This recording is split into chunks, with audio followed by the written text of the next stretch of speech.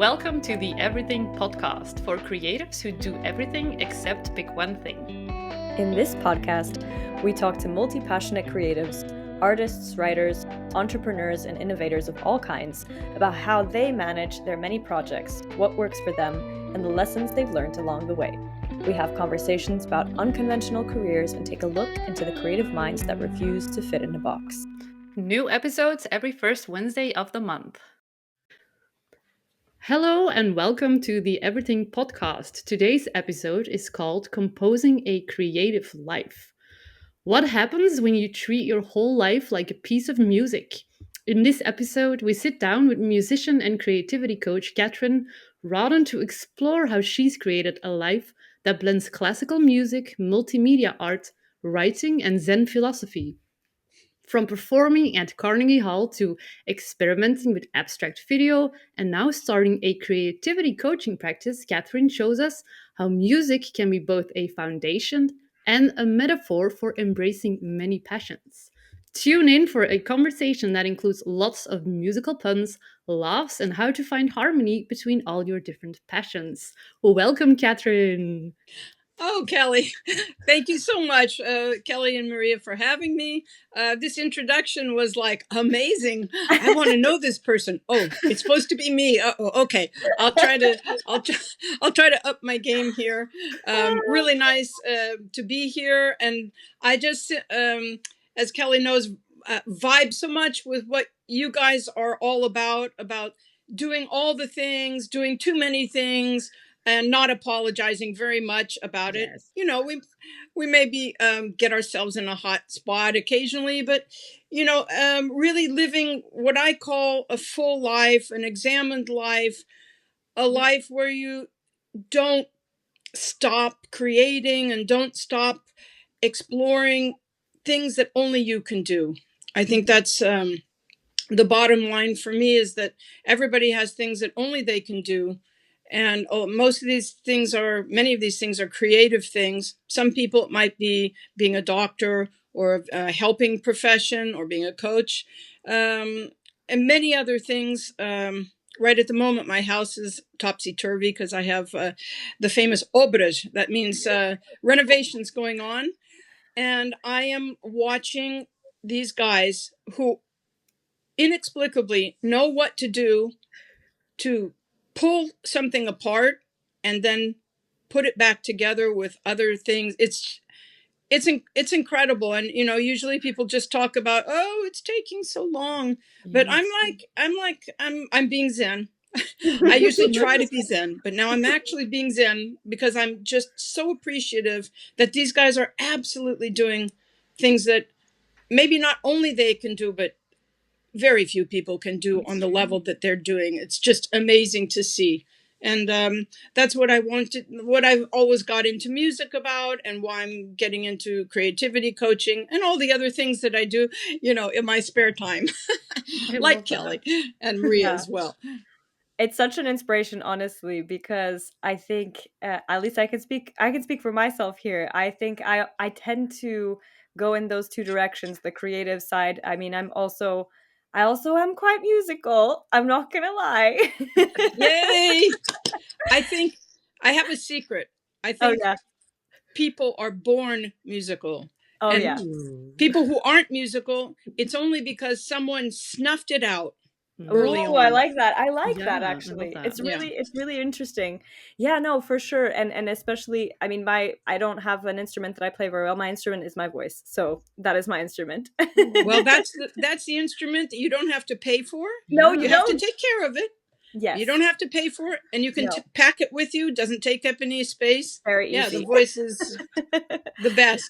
But it's so interesting because the voice is essentially a question of breath work, of breathing correctly, and it's quite wonderful to explore that. I mean, it's almost a spiritual journey, to be fair. But so it is.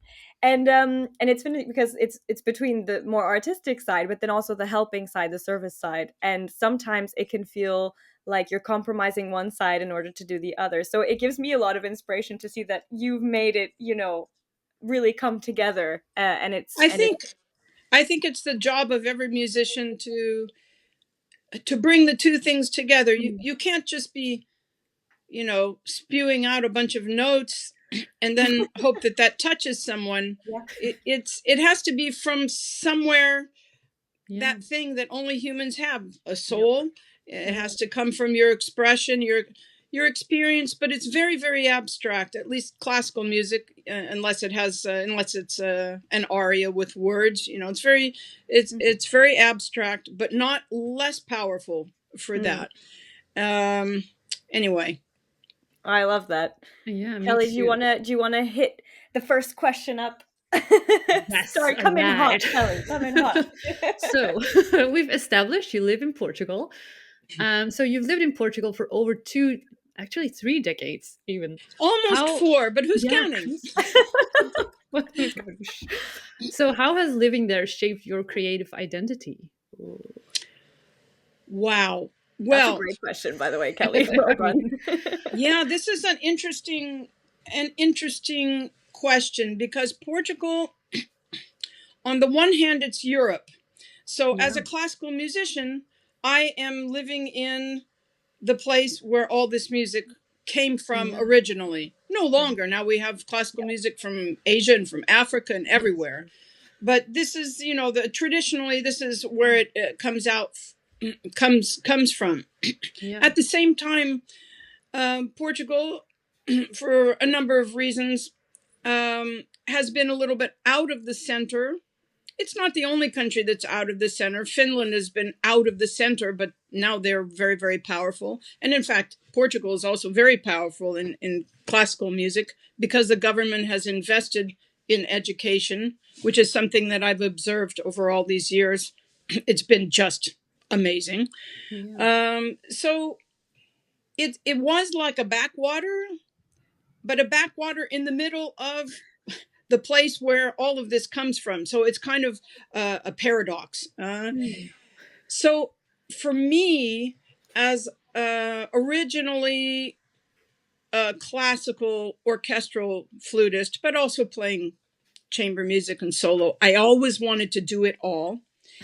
This was a place that, for being less overrun back in the day with good musicians, it gave me the possibility to do all the things. Yeah. And you guys are about doing all the things. So when I say doing all the things, it's all the things within a relatively small area, which is classical music and being a flute player. So I had several orchestra jobs. I teach. I play contemporary music in several groups. I've premiered like maybe at least over 100 new compositions. Wow. I also, in the last 10 years, started playing Baroque flute, which is quite a different technique. The fingerings are different, the blowing, everything's different, but it's still a flute. And also I play piccolo. Even in my orchestra, it was kind of a fluke, but I was one of the two principal flutes, but I always very, very often played piccolo or alto flute or bass flute. And then when I left the orchestra to do other things, I got myself a contrabass flute, which is this enormous thing. Kelly's seen it. Yeah. And so, in other words, it's been, for me, as someone who could never really honestly be content just sitting in the orchestra and playing the music that they put on my stand, because the orchestra is like a corporate job within classical music. You sit there and they give you the music and you play it and then you go home. I mean, obviously you play it as beautifully as you can, blah, blah, but you don't have autonomy in the choice of the repertoire and a bunch of things.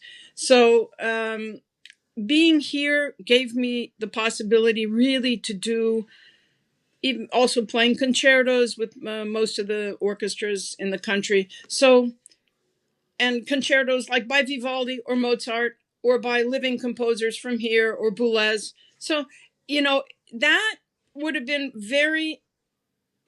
that would have been impossible to pull off where I was before I came here, which was New York City. Right. Now, New York City is fabulous. Yeah. If I had enough millions, it would be the only place I'd really want to live in the States, because it's just such a buzz. Yeah. but yeah, to be in a capital city, and also with all the development that we've had in the last decades here, it's been really very amazing to watch and to participate in. And I've been teaching almost since I came here, so I've seen several generations of flute players, and it's just been amazing. And they're such wonderful people. My students are like basically my favorite people in the world. um, because we just have a good time, and I help them and they put up with me, and then by the end of the course they're just playing so well, and really well. I don't mean well for Portugal, I mean well on an international standard. Yeah. So it's a privilege to be able to juggle all this somehow. Oh, that's amazing. I want to say, please leave your details of where we can watch you, because I live in Portugal. I would love to come and see you I know, I'm so play. jealous now. God And I damn it. know that we have more listeners probably tuning in from Portugal, so, and from the Lisbon area in general. So Okay, great. Well, I definitely have a share. concert Yeah. in end of November in Marvila, which is a Oh, corner okay. of Lisbon. Wonderful. Think there was supposed to be something in early October, but they changed the program. Yeah, Ah, it's okay. Portugal, you Yes, have to be this does spontaneous. happen. You do But have to. actually, to be honest, speaking of Portugal, and it's not Germanic or Nordic culture. Mm-hmm. In those cultures, planning is very, very important. Yeah. But I have seen where that planning, when something doesn't work, they simply don't know what to do. They simply, I'm making a broad generalization here, but I've seen it happen. I don't Yeah. want to go into details, but I've seen it happen. It's kind of funny. Because, here in Portugal, we actually tend to disparage the culture a little bit. It's part of being Portuguese, is to say, oh, Embrace it. but actually this ability, and there's a word for it, which is desenrascar. Uh-huh. It's a great Which word. literally means to uncork a bottle, but it means to get yourself out of a tight position, right? Okay. And that is the guiding principle of life here. Yes. Cool. I agree. And I like there's it. a lot to be said for it. When things go sideways, you make do, you adjust, you change, you are flexible, you turn on a dime. And that, I think, in a way, is maybe the most important thing that I got out of so far, out of living in Portugal, in a Latin-ish country. Yeah. Because it's a really very different way of approaching things from what I grew up with, basic, white Anglo-Saxon Protestant kind of thing. Yeah. And it's more and more valuable, because really the bottom line is that there are no rules, If I want to say that compose, often here. Yeah, I say that often here, where the rules are a mere suggestion. They're not necessarily something that you're being held at gunpoint having to enforce. It's a mere suggestion, which sometimes is great, and sometimes it really is the bane of our existence. But it is often, something great, because it forces you to improvise, and it forces you to desenrascar. Yeah, I love that word. And especially, I guess, we're talking about doing everything. In a way, it's that exemplified. We just kind of stretch ourselves thin sometimes, but we just dance.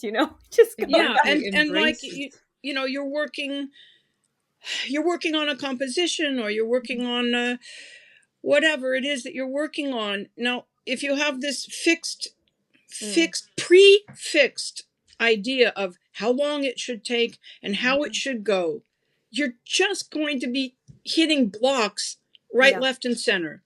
If you just say, I'm going to do this, and it's going to take the time that it takes, it's so much easier to actually do the work. That's the ironic thing, is this pressure of, I got to meet the deadline. It impedes you from actually doing the work. So when you give up on the goal, then you can actually enjoy doing the work. And when you enjoy doing the work, it's going to go as quick or slow as it needs to go. And that is just, I mean, nobody, for you guys, for your generation that's so young and with it, you have the whole world at your computer fingertips. You know, you've heard these things, but in my generation, I think maybe I heard them a little because I had a Japanese friend at college, and she gave me the book Zen Mind, Beginner's Mm, Mind by mm, Suzuki. Not Suzuki of the violins, but one of the mhm. others. And that was the beginning of me getting Yeah. into all that stuff. But it's very hard to get into that when you come from a Mhm. culture that's steeped in planning and Yeah. how long things should take, and I'm going to work on this for 20 minutes. You know, if I'm Yeah. working on a composition and it's going, I just have to go with it. Mhm. Because once in my Substack I said something or other like, you know, if you have a God-given, you know, melody or an idea or something and you don't follow up on it, how many more are you going to get? Yeah. Yeah, that's It's true. true. It's true. And I don't know about you, but like Kelly, what would you say for you the verdict is having grown up in Belgium, like in terms of that? Because I know it will be wildly different from I know. Portugal in that I love aspect. that we always do that, like Yeah. culturally, because it is such a difference. I don't think we are as like spontaneous. Like Yeah. I don't know. I feel we maybe, yeah, we might be more of a like rule sticklers. Mm. I don't know, but I mean, yeah. But I do. I mean, it's like you said, when you let it go, Mm. it flows, right? But Yep. I'm really bad at that, to be honest. I gotta be Mm. honest. I'm like I try to sort of control everything, and I know Mhm. that when I do that, everything like sucks and it doesn't go anywhere. It's like it's going through the mud, and it's like, oh no, I should just let it go, but it's so difficult to let it go. I Yeah. mean, It was funny. I was recently in Belgium. I actually met Kelly in person, which was Oh, great. wow. Yeah, I'm waiting. We're, of course, waiting out. I mean, if she doesn't come to Lisbon within the Exactly. next 6 or 8 months, like, right. we're going to disown her, right? We have a proper meetup. Yeah. But it was so funny because when I was in Belgium, I went with my mom for a conference, and at the conference they were talking a lot about statistics about the happiest countries in the world, and of course Northern Europe takes it. They take it home, and of course I understand why. I mean, it's everything's working well. People Yeah. trust the governments in Yeah. Yeah. general. They're getting supported in terms of health, in terms of Yeah. of money, etc., education. But it's interesting that even so, and I have a problem with these happiness statistics. Yeah. I don't like them Yeah. Me because neither. they really are culture dependent. If you Yeah. took someone from Portugal and placed them in Finland, Yes. they wouldn't be the happiest person in the world. Yeah. um our metrics of happiness change, right? And I think in that way, especially if you are someone who likes to do things maybe unconventionally, or likes to do things in a less structured way, that can actually make it more difficult. I don't know about you, Kelly, but does it ever make it more difficult for you in that respect? Yeah, it's like we have a saying, like we like Belgium is Flemish and French. Hmm. And in the French part we always tell like à l'aise. It's like Hmm. very calming. And so for us Flemish people, it's like, oh my god, if we go there and you need to get something done, it Yeah. won't get done. And Oh we no. freak out. We're like, no, we need like this time, this day is gonna Mhm. happen. But they're like, Mhm. no, no, chill out, chill out. So there's like a clash even in our country Right. because of Within that. And Belgium. that's in France, which is already more organized and more, Yeah. everything Yeah. on point than down here, Oh you yeah. know. Yeah, so we Mhm. can't. We I would like. I would probably freak out a little bit. Be like, oh god. Do you guys know the Jacques Brel song? I don't know actually know the title, but the tagline is Les Flamandes dansent sans rien dire. The Oh, no. Flemish women dance without saying anything. That's so That's so funny. funny. Of course, he was French, so he was, Yeah. taking the whatever out of them. But it is a little bit this dour thing. But Yeah. Kelly, of course, you are not typical No. I because don't think so even if either. you have this around you, you're always questioning it. Mhm. Yeah, Exactly. That's true. Exactly. Which I think lends really well to the next question, by the way. We just got here Yeah. by chance. We navigated our ways to the yeah, next okay. question very naturally. Yeah. Which is, do you think that the places we live, so the culture, the language, the community, influences which passions we follow? So I guess we were already kind of tackling Yeah. that just It's now. Oh crazy. yeah, yeah. I think what I think about that, after having thought about it for not very long, but it's something I have thought about. I think it's a combination of where we're born, where we grow up, or it could be several places, our family, culture, and also when. So, Mm. for instance, I was born in Los Angeles, and then we moved to a suburb, which, as a musician, makes me want to cry. Not a suburb, but an outlying, an Right. hour, long Mhm. enough that you would never go take music lessons in Los Angeles because Right. too far. Yeah. Um, but this was in the time when singer songwriters were very, that was, pop music was singer songwriters, Joni Mitchell Ugh. and all Simon and Garfunkel and all those people. Mm. And I was literally, the first 4 years living in Laurel Canyon, which is when I don't know if you know Joni Mitchell, but she I has a love song Joni called Mitchell. Ladies of the Canyon. Okay, So yes. that's the canyon. Oh And there were wow. all these also movie people, but especially music people just everywhere. Wow. Up in the hills above Hollywood, basically. It wasn't all pricey, up the hill like it is now. Um, and even though we left when I was 4, so I was barely conscious, I Wow. think Yeah. I still grew up. I have 3 older brothers, so I still grew up with that was the ambience. Mm. When I this is kind of funny. When I would want not to go to bed, instead of begging for another story, I would beg for another song. No, just Oh. one more on the LP. Uh-huh. And the Beatles, of course. So and then I 2 of my brothers played guitar, and they sang together, sort of like the Everly Brothers or Oh, Simon and so Garfunkel, cool. and they were really good. In fact, really all the harmony and everything. Oh wow. So this was, and then the summer camp I went to. I mean, it sounds like, whoa, were you born in the 19th century? People sat around a fire and No, sang that's Yeah, the no, way. songs. That's the yeah, We no, way. did. wonderful. We sang at breakfast, lunch, and dinner, and I love and and that. in the and in school. It's just, it was the internet of its day, was pop music, the lyrics, the songs. It was what connected people. Mhm. So I think even though I went into classical music, my mother had a good background in terms of Mhm. high culture kind of things. Yeah. And I took piano lessons, but I was terrible with the fingering. Still am.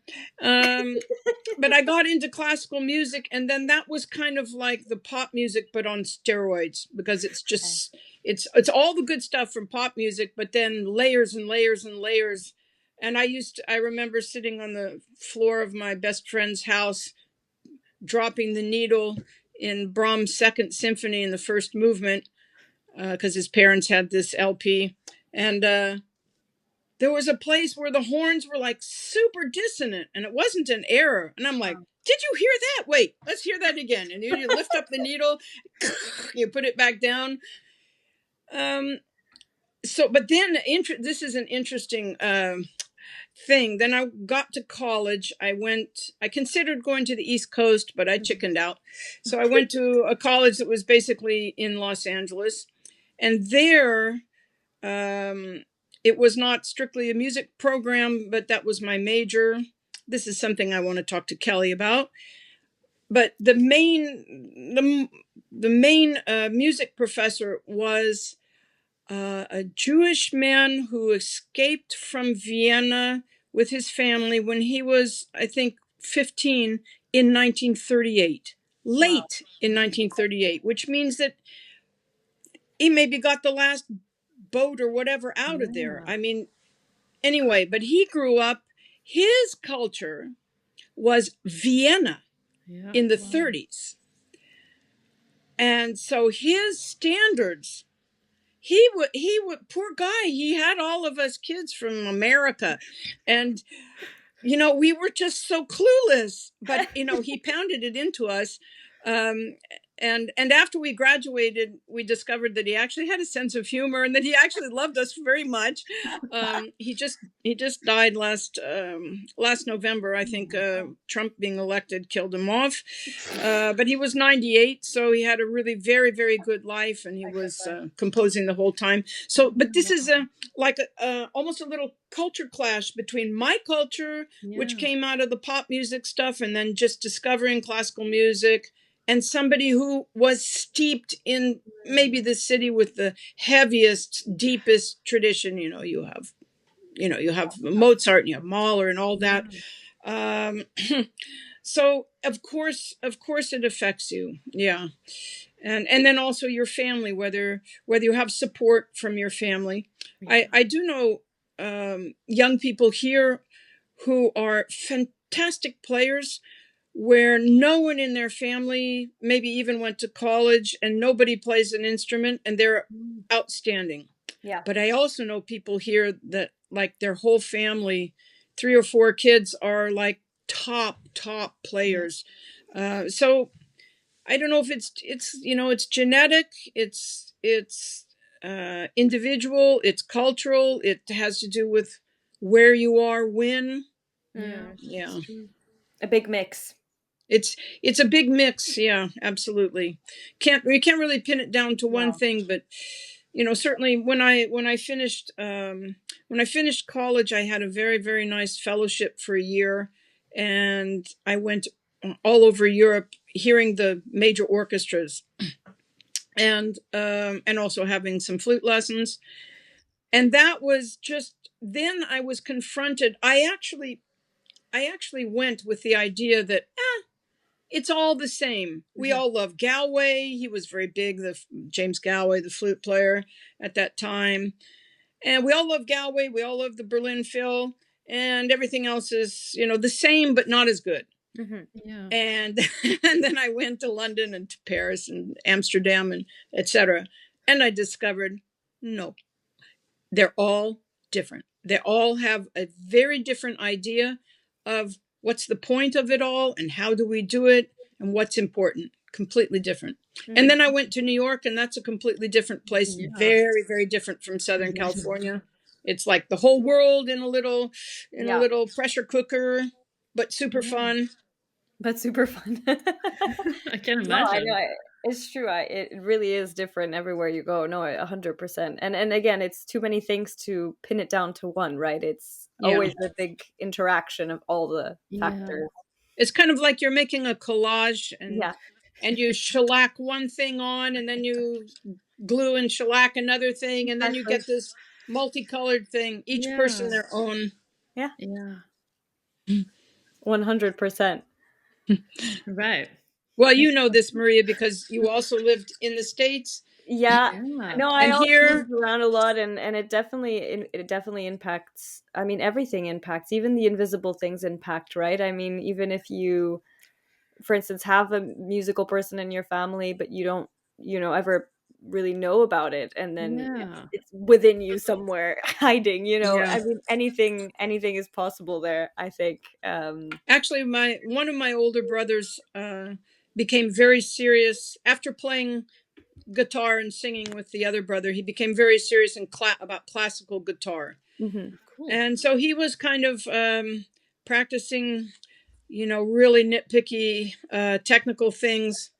He showed me what you have to do, and for some reason I decided I wanted to do that. Which is a good question.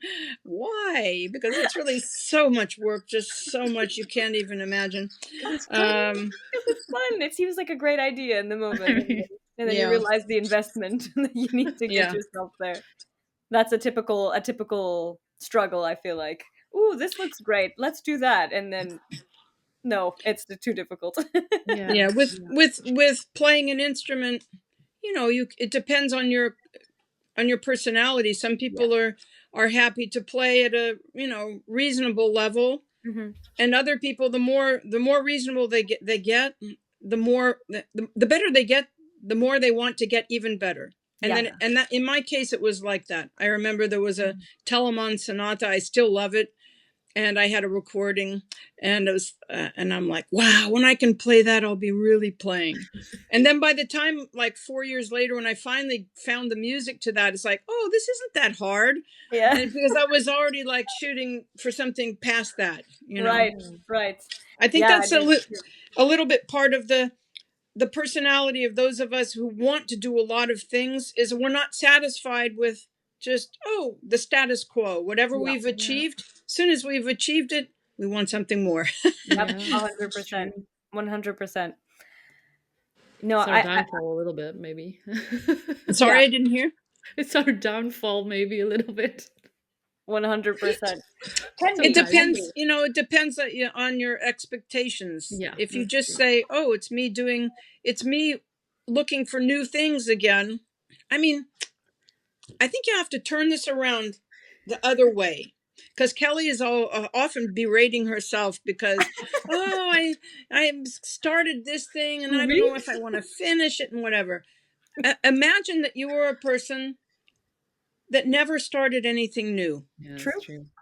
I mean, like that, you definitely don't have to worry about finishing it because you didn't even start it. Yeah, exactly. I mean, no. What do you do if you're like that? Then you're what, in front of the TV all day? Yeah, that's true.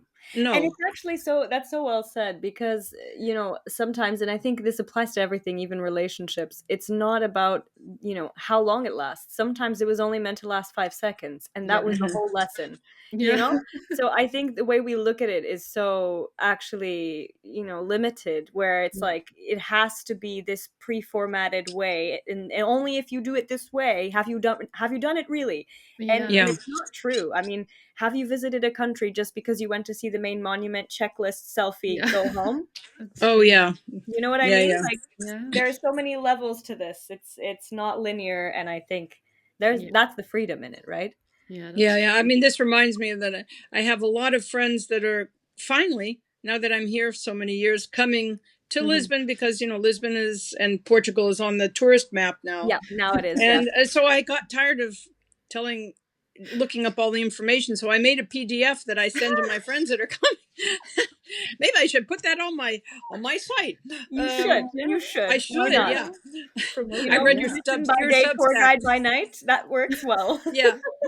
So, but the first thing that I said is to really enjoy Lisbon, don't try to fit too much stuff in, because then you're visiting Lisbon, but with the mentality of checking boxes off. And the point of it is to be somewhere where the fun part is just strolling around and, this is interesting. And, let's get a coffee and, let's, just being spontaneous. But that you actually have to remind people, in my experience, several times, so that they realize that, I could just, go into the center of town and walk around. Yeah. Which is the best.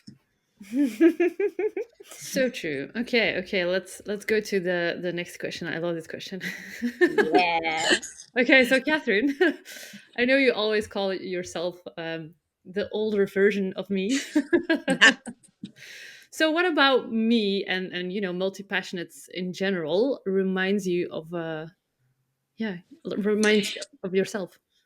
Well, so I feel like an older sister, right? Like, also, I don't have any sisters, so I mean, but I would definitely adopt Kelly as my sister. I mean, that would be so cool. So actually, Kelly, you are like how I was before I became a monomaniac about the flute, which was a long phase. But before that, I was like you. I painted, I did art, I did sports, I did camping, I did horse riding at summer camp and swimming and track and field. I went to a track and field competition, or whatever you call them, track and field meet for my 10th birthday. Okay. And I'd ride my bike all over town with my friends. And I sang in the choir at some point, in high school, and did some theater. I did all this All stuff. the things. And then there was this moment where I decided to go for the music. Partly because I had a really good teacher and it was super cool. So it wasn't like a sacrifice. But when I got to college, the art department was just across the courtyard from the music department. And I did a lot of art when I was young. I had some shows. I mean, local stuff when I was like 12 or 13. Wow. And I just thought, oh wow, I'd really like to take some art, which is like what Kelly would be like, hey, look, art, man, I'm gonna go do that. Like, no problem. And I'm like, I had to make a negotiation with myself. I was like, okay, you can take an art class, studio art, but only in your senior year, because then it'll be too late for that to overturn everything you're doing with the music. Yeah. So then in senior year, I finally permitted myself to take a studio art class. I loved it. The teacher was great. He gave us some of us extra stuff to do. I was drawing my flatmates and everything. And then I kind of squelched that for a very long time, only it would come out. Like, you have a dinner. And so you're supposed to be like, people coming over, you're supposed to make the dinner. I was more concerned about like the colors on the plate and then the tablecloth, the napkins, if the house looks pretty, interior design and your food and making posters for music stuff. My art stuff went also sewing and knitting because I learned that with my mother more or less. So they all went kind of underground, like being suppressed while I focused so much. I think because really to be a classical flutist, which is a very popular instrument, so very competitive, and to play in an orchestra or even get into an orchestra, which is probably the hardest thing, you really have to be kind of a maniac about it.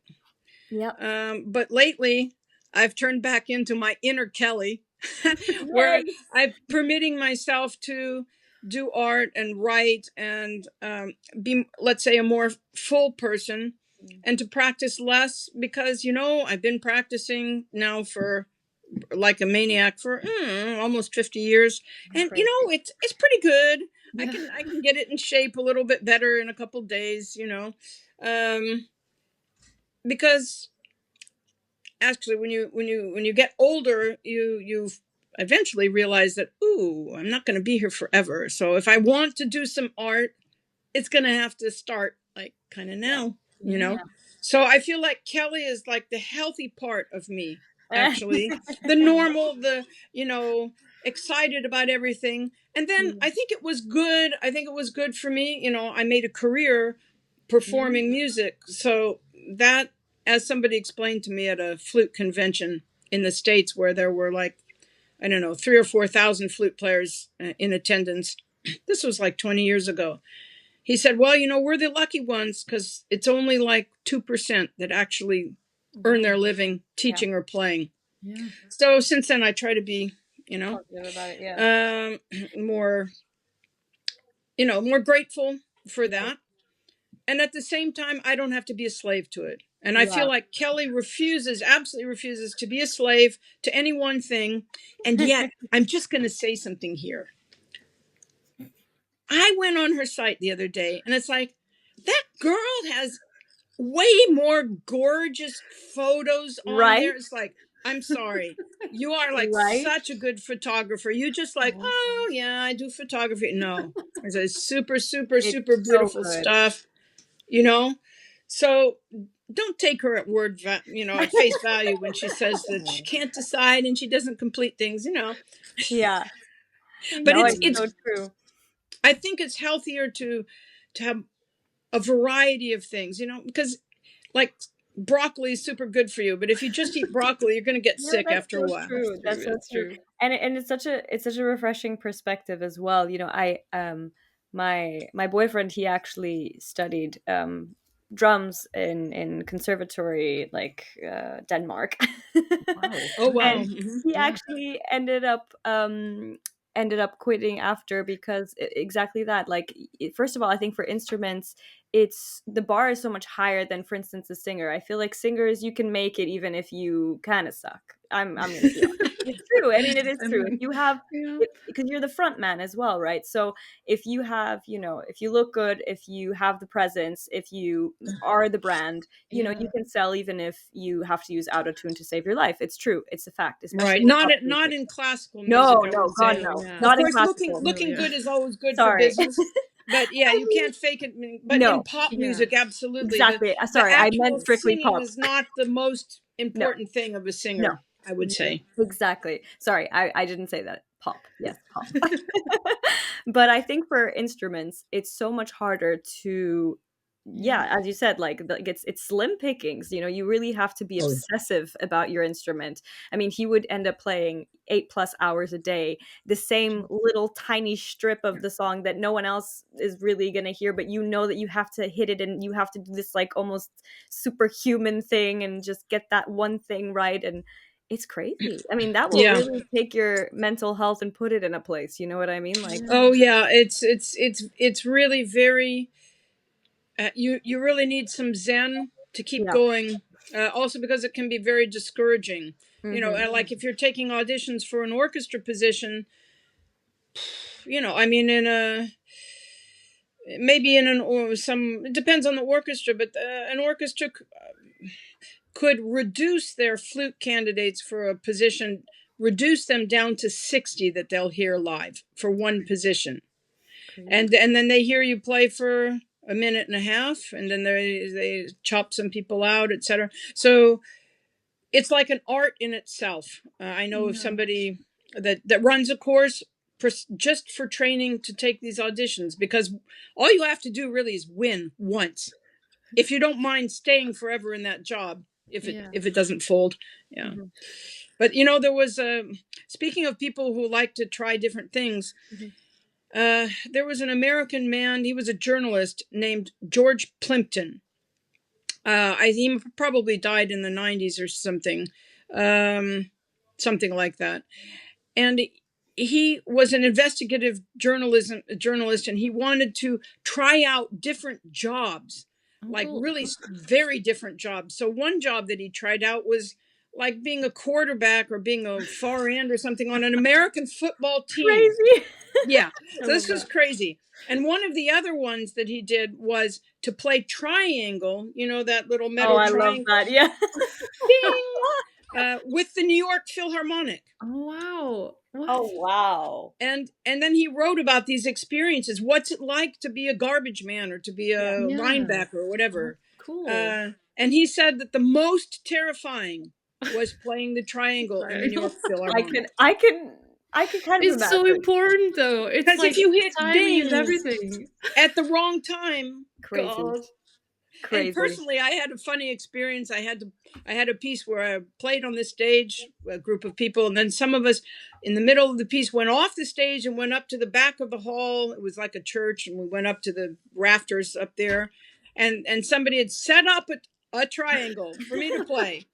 And so I quietly grabbed the stick, and it was quite dark. This is my excuse. It was quite dark, and it wasn't really hung correctly, and it was supposed to hit it soft. So I went, I like boom, like really soft. Only I didn't actually hit the triangle. Twice I didn't actually hit it. So it was so soft that it was It nothing. wasn't, yeah. Nothing. Yeah. Oh And then I no. was like, I failed my triangle debut. My one job. Oh God no. damn it. Oh my gosh. No, that's crazy. That's That so made me funny. think of like, that was actually a question I had earlier as well, but I actually jotted it down last minute. Is it okay if I ask that question, Kelly? Sure. I'm Sure, skipping to yeah. the end here, like skipping to the last question, but I there's no love that. order in That's how life. we roll. That's how we Yeah. roll. There's no order for us. Nope. But I guess you could take this in many, many different ways. So I'm curious to see what you'll bring. But has the music ever gone silent for you? And if it did, what did you do in that silence, and how did you turn it back on, the volume? I mean, That is a great question. In fact, that's a question that most people don't ask, Mm. because most people don't want to talk about if they ever like lost Yeah. that wonderful feeling of playing. I think I really never lost it until I had a super, super traumatic experience when I was in the orchestra, having to do with my ex-husband, who was also in the orchestra, and a colleague or two that were also in the orchestra. And you can draw your own conclusions about what kind of things that might be. And then take your conclusions and make it even worse, because that's how it was. Oh dear.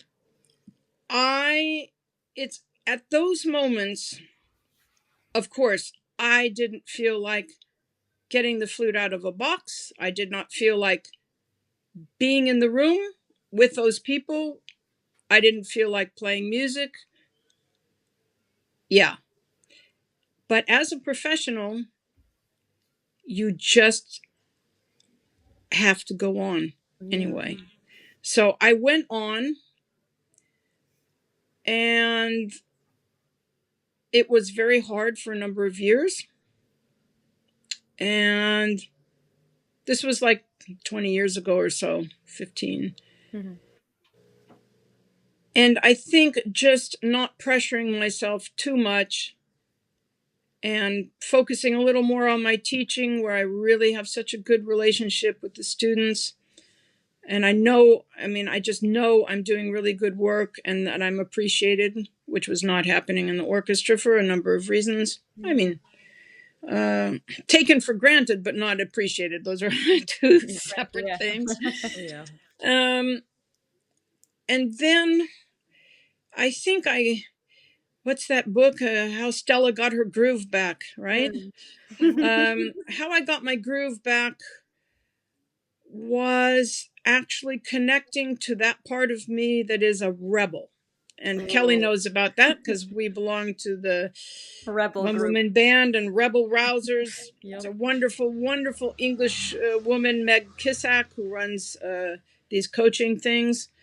But even before I connected with all those people, I kind of got in touch with my rebellious side. Like, I'm going to show them, like, you don't put me down. I'm not going to put myself down because you guys are the way you are. I'm going to get in here and I'm going to play so damn good. And which is not the best motivation. It's more motivating. But when you have that, then you can connect again with the actual music. Exactly. Yeah. And I think also having a few really wonderful experiences in the orchestra, a couple operas that we did where the music was great, the conductor was great, the situation was pleasant, very, very satisfying. I think that was curative. And then also later, leaving the orchestra. Right. Yeah. I hit 25 years in the orchestra, and I thought, I don't actually have to keep at this. Most people, when you get that far in, and then you say, oh, I have X years till I retire, so I just, but you can't really phone in the first flute part. It's so much stressier than almost anything, but especially second violin. All the people sitting around me, the back of the viola section, the back of the second violins, it's just not even remotely the same job. And I just realized that I was actually feeling kind of ill every time I walked into the building, and that I didn't really need that, and that there were other things. Here's where my inner Kelly, my I want to do it all, woke up and said, let's do those other things. Because if you stick the orchestra out until retirement, then you're going to be not in a position to start a bunch of things. Maybe I would have been, and maybe it would have turned out all right, but I really was not feeling, in my soul, I was not feeling good. And in my gut, in my soul, I was not feeling good being there. And that's when you have to. Exactly. When you know, yeah, you know. but it's super, what's the word? Rebellious, or it's transgressive. It is absolutely transgressive to be a flute player with an orchestra position and you give it up. Wow. Because I remember hearing about a few people that did that, and I was like, are What? you kidding? Because that's like the best job in the world. Yeah. And then you did It it might yourself. be, but usually it's not, actually. Yeah. Everything is relative in the Yeah, end. it's true. All right, Kelly, what do you think? Do you want to ask a last question or do you want to go into the lightning round? I think we can do the lightning round. Yeah, because I feel like the questions have been answered in our Yeah, I think so conversation, too. very Same. much I so. think, yeah. Okay. Oh my God, lightning round. I'm feeling nervous, but okay, I'm a performer. I can handle it. You got this in the Keep it bag. cool. It's okay. It is okay. Yeah. Okay. All right, Ooh, Kelly, you start. I love the first one. So, Okay. if your life was a piece of music, what would it sound like? Oh God, what a great question. If my life were a piece of music, wow, it would have to be something like the loud parts from Pulcinella by Stravinsky. That's where you Right. have like, it's like an Italian street scene with all these different things going on and cross rhythms and stuff, just I like love that. That's your horns chaos. and rhythm and melody and just like a huge collage of I love it. Oh, I love that. yeah. I'm gonna add that. I'm gonna add like a link to maybe like the Yes. the song wherever I find it. Great. I want We people need to to, hear we it. need to make a list of all of I these mean, it's mentions. Stravinsky, so it sounds incredible, but it's like Right. a I just love it. you know Yeah. energy Yeah. buzzing out the Oh, I everywhere. love it. I need to Yeah. listen to it now. Yeah. Me too. Okay, next lightning round question. What is the best thing about living in Portugal? Well, my first thought is the food. So let's say the food. The food is the Chocos food. alagareiro at Ooh, my something local like that. Tasca. Ah, Yeah, delicious. cuttlefish with potatoes done that special way. I don't know the food. Yeah, the food. It's But very actually, it's the people. But you know, it's getting towards dinner time, so I thought of the good. That food. food, and we're Also, gonna the roll with sun, food. the Yeah. climate. What isn't there to love, I guess? Okay, yes, okay. Make me jealous, make me jealous. Okay. Early bird or night owl? Oh, night owl. Why? Why? I'm a It's so hard to wannabe find early early bird. bird. Yeah, I that's under, me. That's I me. understand the joy of the early hours and Yes. everything, and Yes. having done so much by noon Yeah. or 1 a.m. or 1 p.m. But no way. There's Yeah. also a joy in the quiet hours after 7 That's or the 8 thing. when Exactly. nobody calls anymore and you can just do your work.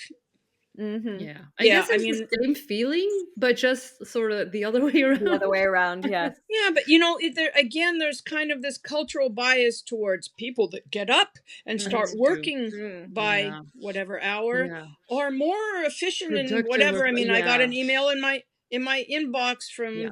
somebody, I can't remember, last week, you know, suggesting that we get up at 4:30 and Jeez. do our exercise and take a shower and have a What? coffee and sit down and start working by 5:30 or 6. It's like, Mm. oh, did you ever have a child? Or wait, you had a child, but you also had one of these great things called a wife? Oh, yeah, okay, I get it. You know? That's funny. One of these great things called a wife. Yeah. No, I totally hear you, because for me, I don't know, I'd like, if I can bring myself to it, I love the morning. I love it. I love it when I'm up and I'm doing things and I'm feeling productive. But my creativity, it's the nighttime for me. Yeah. That's when I feel that, exactly like you said it. No one's calling. Everything's dead. Everything is done. I can just be there in the moment fully, and it's wonderful. Unfortunately, I cannot do both the nighttime and the morning time, so Yeah, it's no. a constant That's compromise. Yeah, when you try to do both, then it's a problem. Yeah, Absolutely. exactly. Oh yeah.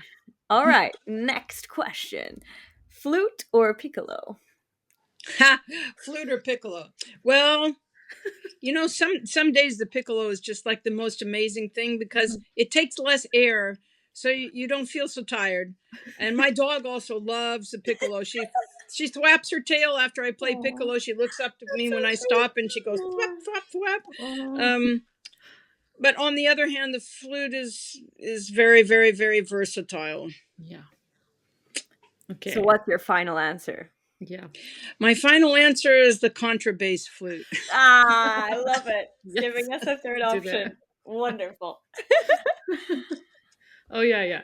We always ask people. So, what's your sign? So star sign. Yes. You haven't figured that out yet?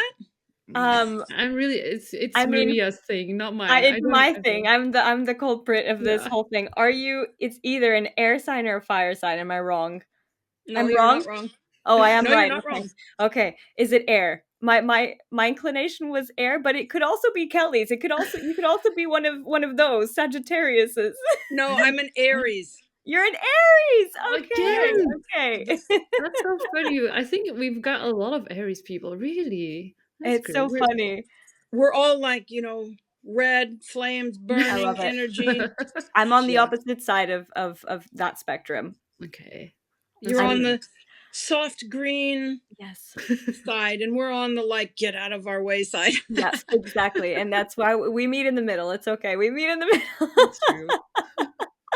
I love it. And our last question of the lightning Yeah. round is big crowd or intimate audience? Oh, this is a funny one. I think it's funny anyway. I'm so much more comfortable in a big crowd. Same. Really? Same. I understand that. Yeah. Because there's some distance. Okay. Yeah. When it's intimate, I feel Okay. like the instrument is a bit too loud to be. Orchestral flute is quite loud. Yeah. Okay. So it can be soft too, but it also can be pretty loud. And so you feel you have to scale yourself down if people are sitting too close. Yeah. One time, a long time ago, we did an outreach thing in the orchestra. We went and played for school kids, and it was actually in Kaluge Palace, which has gorgeous acoustics in the room. And so I had this group they were like 10 or 12 year olds, maybe 12-year-olds.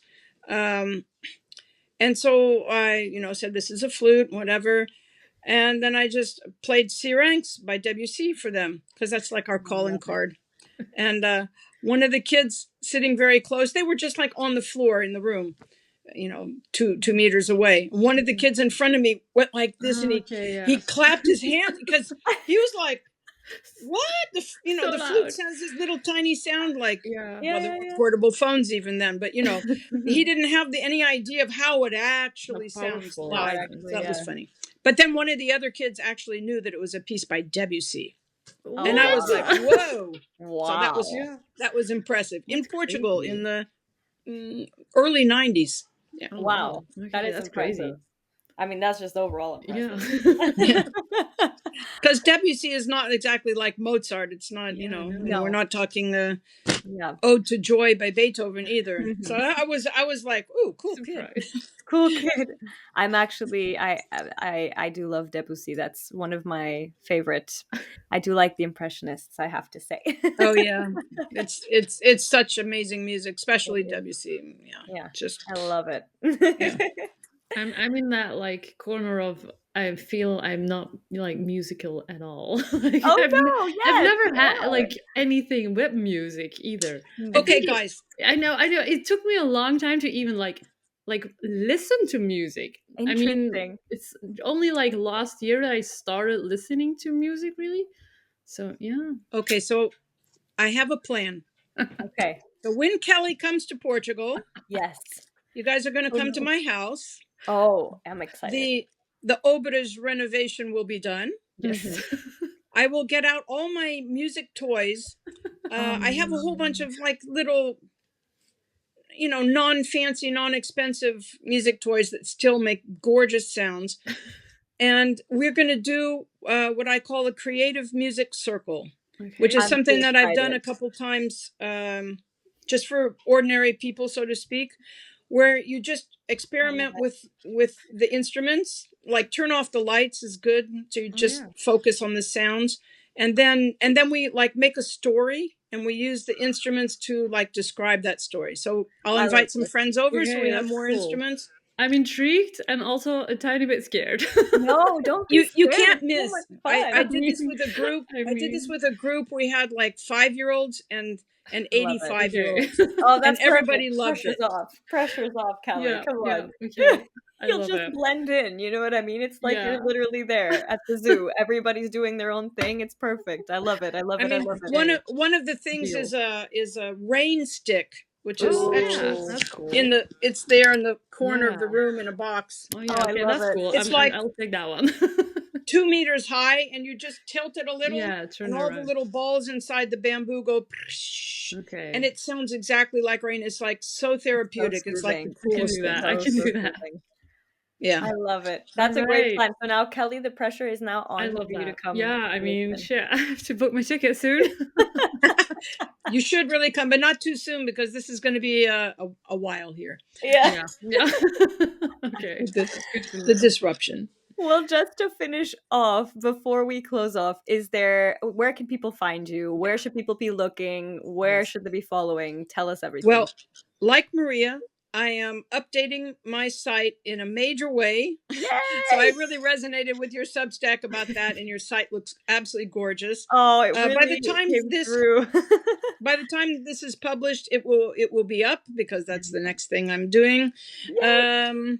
Finishing it off. It's like, you know how it is, like 94%. So that's just katharinerawdon.com. You better put that in the notes, because Yeah. my name, both names are spelled weird. Yeah.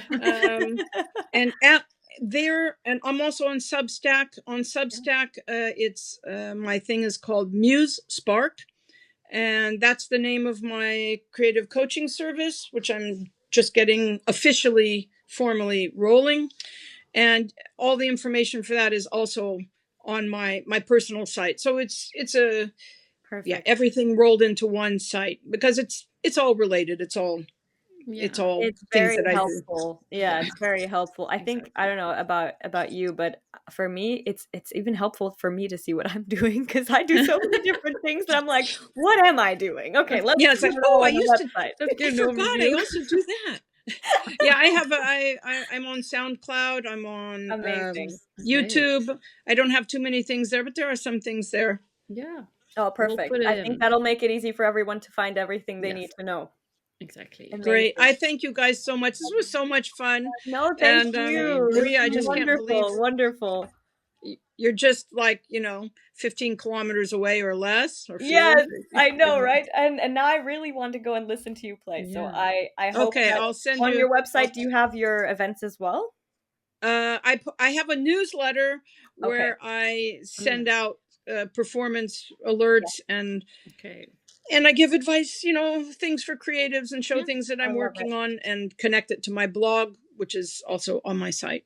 So is So my that blog is just on... a monthly thing where I talk about Gotcha. creative process and learning, and dealing with things.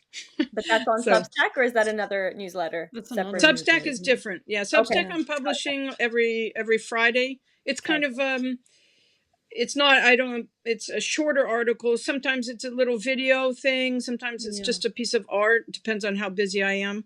It's kind of it's an outreach for my creativity coaching, but it's also for me a challenge to put something out, mostly writing, every Friday.